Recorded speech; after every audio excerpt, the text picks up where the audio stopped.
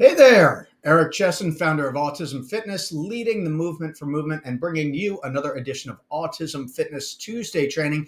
And in this edition, we're going to be covering games and quasi-sport activities that make sense to introduce into our fitness and adapted PE programs for the autism and neurodivergent population.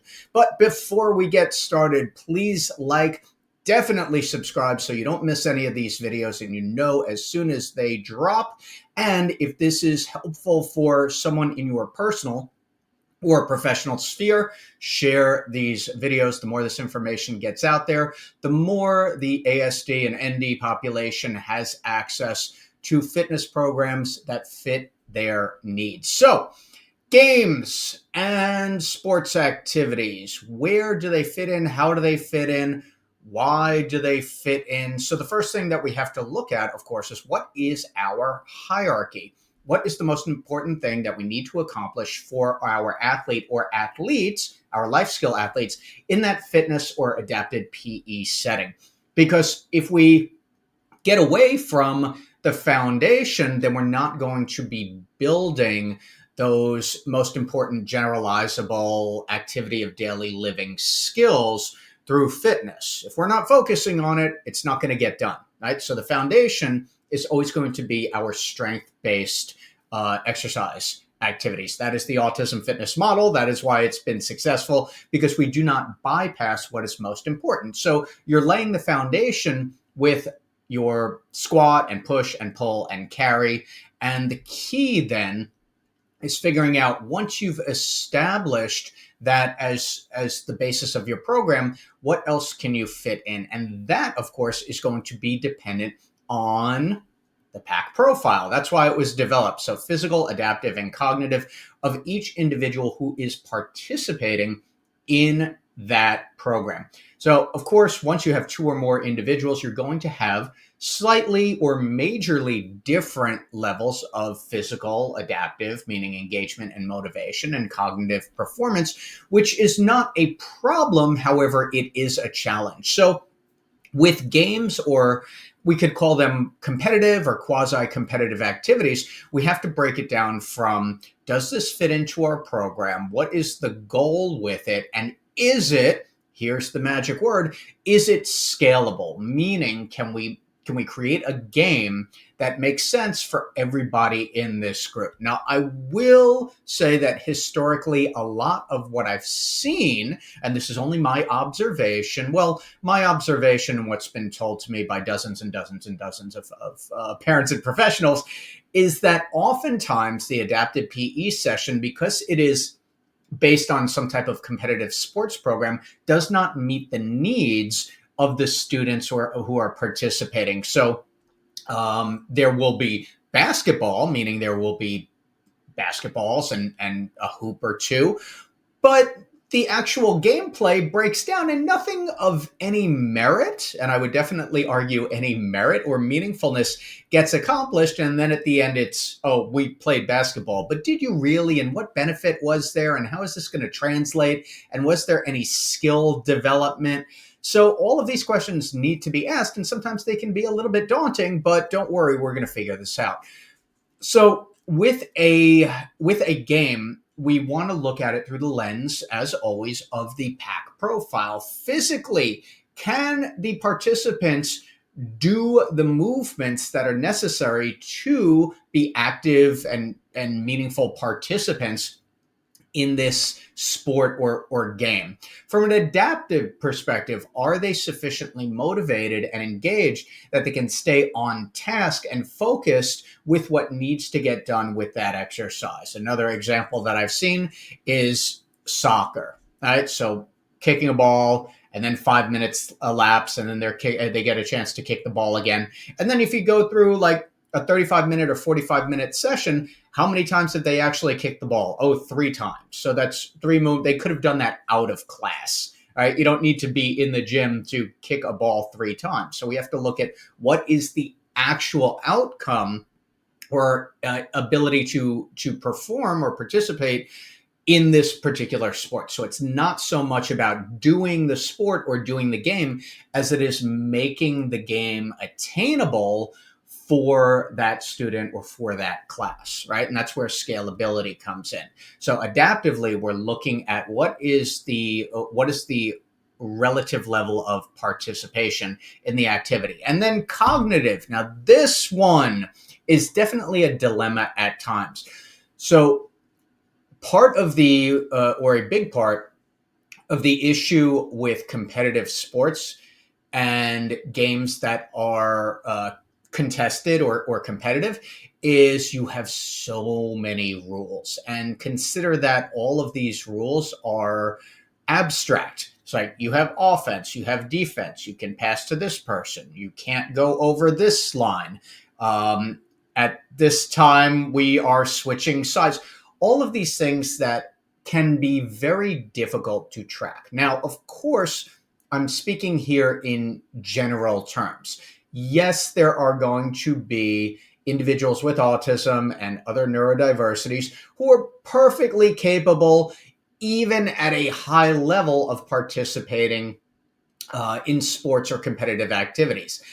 That is not the general individual that we're talking about right now. The general individual that we're talking right now, or individuals that we're talking right now, are those who do have a great amount of difficulty participating in these types of games and activities. So we have to ask, is it about the individual, or is it about saying that we did soccer or baseball or volley or golf or whatever? So where do we put this into a program, and do we build the entire program around it? Building the entire program around it is a little suspect, and it's not to say that there can't be sports leagues and programs and specific sports activities that are tailored to the autism and neurodivergent population. However, when we're talking about a general sense, like a fitness or adapted PE program, where our job is to develop those fundamental skills, then games occupy a much smaller place, but it's still something that we can incorporate and that can be fun. So how do we do it from the game perspective? So we laid down the foundation for what we need to do first, that hierarchy of movement. We need to get in our strength and our conditioning movements first, our squats, push, pulls, carries, sled pushes, drags, etc. Right? We got that, and now we have an extra 10 or 15 minutes at the end of the session, or every 5 or 6 weeks we say, okay, we're going to do this game. How do we put together a game that makes sense for 3 or 4 or 5 participants who all have different physical, adaptive, and cognitive profiles? The first thing is to question whether or not competition has anything to do with participating in this activity, and should we take away the competitive aspect and just have the athletes? I'll give an example. You have a heavy carry relay with a sandbag or a heavy medicine ball, and you have two teams, and you have 2 partners, and each one is going to carry the medicine ball down from the blue cone to the red cone and carry it back. If we're being competitive about it, we can add a time-based constraint. We can add a, winning versus second place, or winning versus losing, or winning versus not winning, whatever we want to call it, into that, but we don't have to as well. We want to keep an ear and a brain out for complexity. If the activity is too complex and there are too many rules, we're going to see breakdown with either all the participants because the rules are unclear, or we're going to have 1 or 2 participants whose engagement is going to be lacking a little bit because maybe they're becoming overwhelmed. So we start with a simple objective. Maybe it's carry the sandbag from one cone to another and then pass it off to your partner. Great way to start, fine. It doesn't necessarily have to be competitive.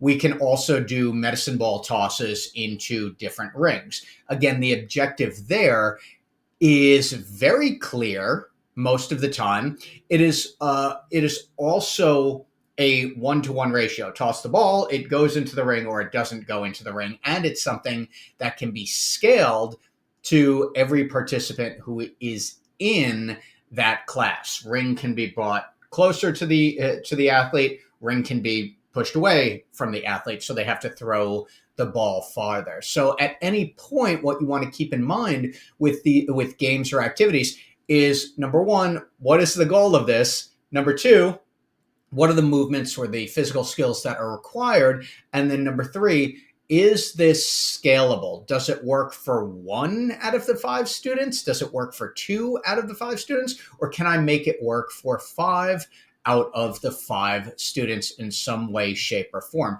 So even the same game that everybody is participating in can be modified depending on the needs of each participant. And that's really important.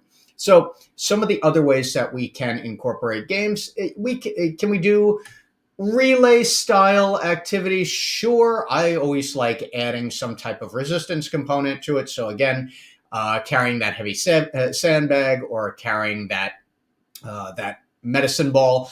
And then there's always putting together some type of obstacle course. This one I love because choice becomes a factor. And then if we have students or athletes who are more likely to enter into that creative realm and put the first exercise here, and then you have to crawl or you have to duck walk to the next exercise. Again, these are kind of arbitrary and are going to depend on what is the makeup of your class. Are these highly engaged participants? Are these participants who need a lot more structure around that game? But from a timing perspective, adding games and activities, typically towards the end of the session, if you have 5 minutes or 6 or 7 or even 10 minutes left, or if you want to make the entire session every once in a while about that game or activity, it's a novel way to test the athletes or your students' engagement and figure out, okay, how do they do when the rules or when the goal is presented to them either verbally or visually, and then how do they participate when the actual game or activity is going on. So it can clue us in to how they function and how they take to a particular activity when it is go time as well, which can be some valuable information. Again, I wouldn't make the entire curriculum about it, but something you can do last 5 or 10 minutes of the session. A big one that we've had for years in Autism Fitness is cone carnage, where we set up a bunch of cones of varying heights and colors around the room. And then we take our Dynamax medicine balls and throw them at the cones, try to knock over the cones in as little time as possible. The great thing about an activity like this, it is super scalable. You can start literally with 1 circle, 1 athlete, 1 medicine ball, 1 cone, and just have the athlete knock over the cone with the ball. You can start right there, or you can make this a very robust activity and have 30 cones and 3 or 4 or 5 participants and make it time-based. Like, can you beat the previous team's time? It's a beautiful activity because it lends so much to being scalable for any participant. You can start with 1 cone. You can start with 100 cones. If you feel like setting up 100 cones in a gymnasium, go right ahead. If you have enough medicine balls and enough participants and, well, enough time to do that as well. Cone carnage is a great one because, again, it can be fun depending on your athlete, but most of the time it's fun for our athletes. They're engaged. The goals are very clearly and quickly understood, and we can build it out if we want to. And you also have a socialization opportunity there. One of the big things that comes up with respect to the autism and neurodivergent population and sports or games is that you want a social aspect. And this is important and this is true. However, we also want to balance that out because we don't want the socialization aspect overshadowing the fitness or adapted physical education aspect if that's our primary goal, is getting good movement and getting our athletes stronger. But there's definitely a place for it. And when you have 2 teams and then you switch the members of those teams back and forth to the point where everybody has an opportunity to participate with everybody else in cone carnage or the sandbag carries or whatever else, then you are providing the opportunity for socialization, whatever that looks and sounds like, for each participating student or athlete or student athlete. And we also have an activity that is scalable that meets their physical, adaptive, and cognitive needs. So to reiterate, games and activities can definitely be added into the fitness and adapted PE curriculum. The key is going to be their scalability for each participating student or athlete. The reason being that everybody is going to have a slightly different physical, adaptive, and cognitive level of ability towards that particular game. And we want it to be meaningful rather than just have a bunch of basketballs rolling around and every once in a while someone picks one up. We want active participation because we only have so much time to get these things done. So I hope that lends some light or a little bit more clarity about where games and those types of activities fit in to our fitness and adapted PE programming for the autism and neurodivergent population. I am Autism Fitness founder Eric Chessen, leading the movement for movement. And if you want to become an Autism Fitness certified pro, there is no better time than now because you can take your live practical virtually or in person, select dates and locations all around the world. You can click the link below for more information. And again, if this has been helpful for you, please definitely subscribe so you don't miss out on any future content, and share these videos with people whom they might benefit. Thank you very much for watching. This has been another Autism Fitness Tuesday training.